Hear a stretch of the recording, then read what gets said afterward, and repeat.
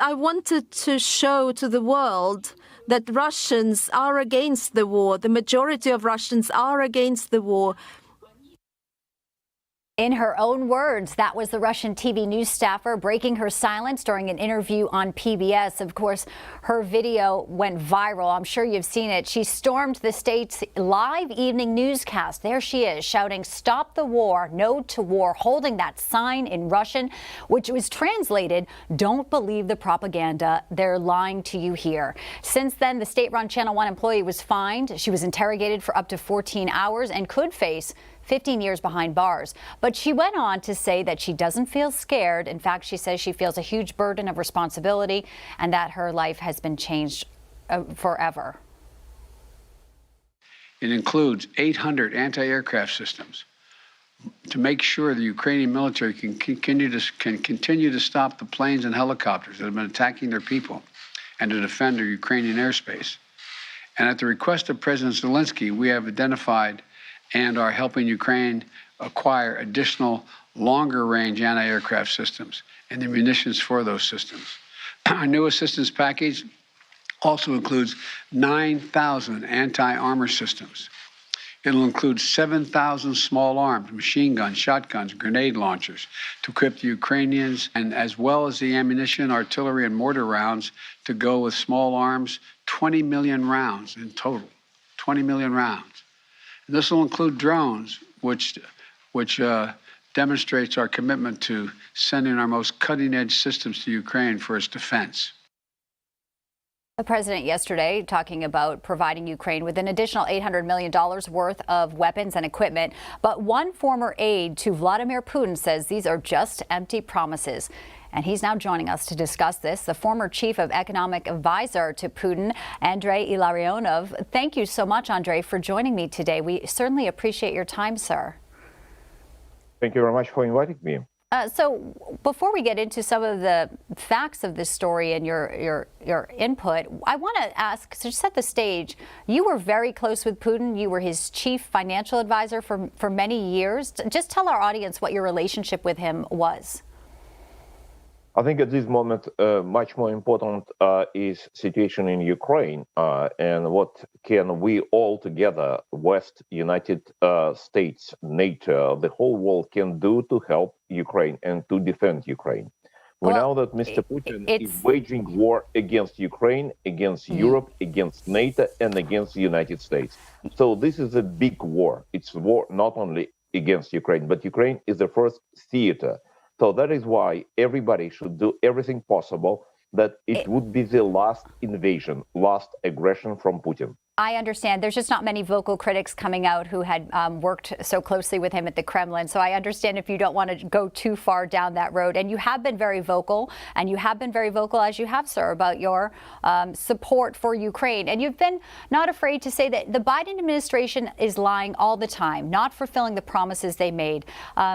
What are your thoughts if President Biden was to be in front of you and sit across the table? What would you say to him today?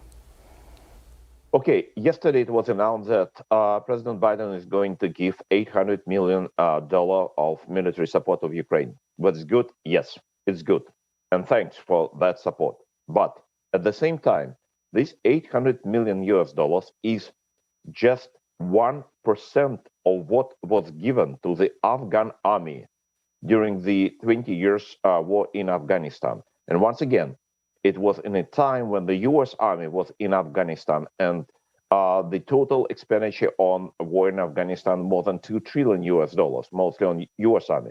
Again, to Afghan army, the United States has provided military assistance for $83 billion. And the war in Afghanistan is incomparable with the war that Ukraine is trying to resist from Russian aggression. Andrei, Russian army is a second. I want to ask you also. Yes, sir. I want to get to a whistleblower report that you were able to review. And it's interesting. I want to get your insight. This is a document written on March 9th by a Russian intelligence analyst in Russia's Federal Security Service. You've reviewed this report, which talks about some corruption in the Russian Defense Ministry. What do you take of a whistleblower writing so candidly about what's going on in the Kremlin? What do you take from this report?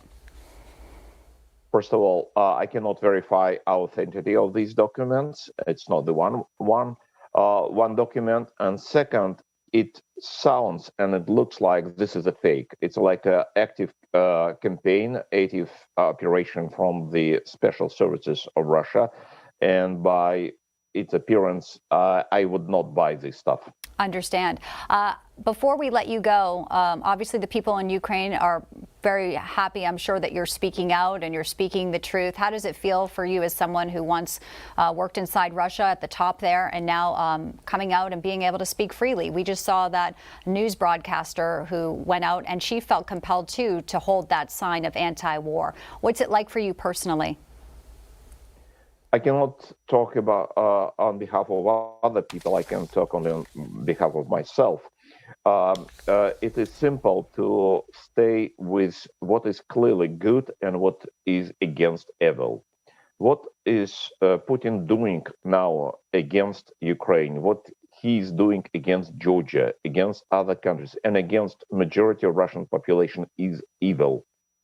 It is aggression. It is killing. It is murdering of thousands, of tens of thousands, of hundreds of thousands of people. What he was doing in Chechnya during the many years of war against Chechnya. Mm-hmm. Now, the moment when this aggressor is attacking the whole world, is trying to destroy peace and security in the whole world, he should be stopped. And Ukraine now has demonstrated this is the strongest army in the European continent.